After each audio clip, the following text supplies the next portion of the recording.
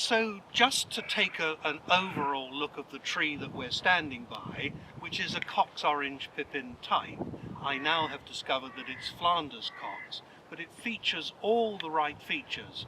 So in looking at the tree overall, you're wanting to see quite a generous amount of maidenwood, 1 year wood, and here's some varying lengths of maidenwood on these laterals that are in front of me. But more importantly, of course, a fairly high proportion of 2-year-old laterals where the flowers are for this year's crop, the 2015 crop. And looking at the tree overall, both up and down into the tree, it's got a jolly generous mix of 2-year-old laterals. There are not quite so many 3-year-old laterals, which is an observation, not a criticism. Some growers like to have a greater percentage of 3-year-old. I think personally one should be aiming for about 33% 1 year, 33% 2 year, and 33% 3 year, and then renew them on a renewable system of pruning thereafter.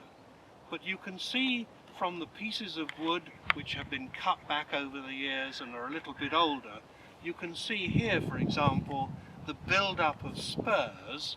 They are part of a more permanent part of the tree, and that's the shape of the tree gives you a sort of spokes of the wheel, a centre leader tree about 2 to 3 meters tall.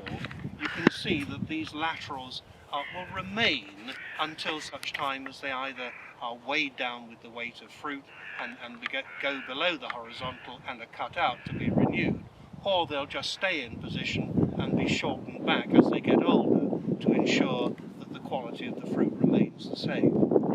One observation to make on trees of this particular type is that because there is a predominance of 2 and 3-year-old lateral in the overall tree, it's very productive, but more importantly, the fruit is quite uniform in where it's being produced.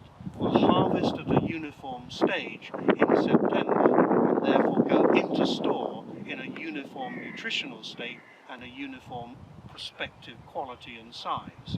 And there's no doubt that in the modern retail markets that we're serving, they want a high element of homogeny and consistency in the quality of their fruit. And it all starts here. And I think the pursuance of a renewal system of pruning is a step in that right direction. So it's actually beginning to market your fruit in January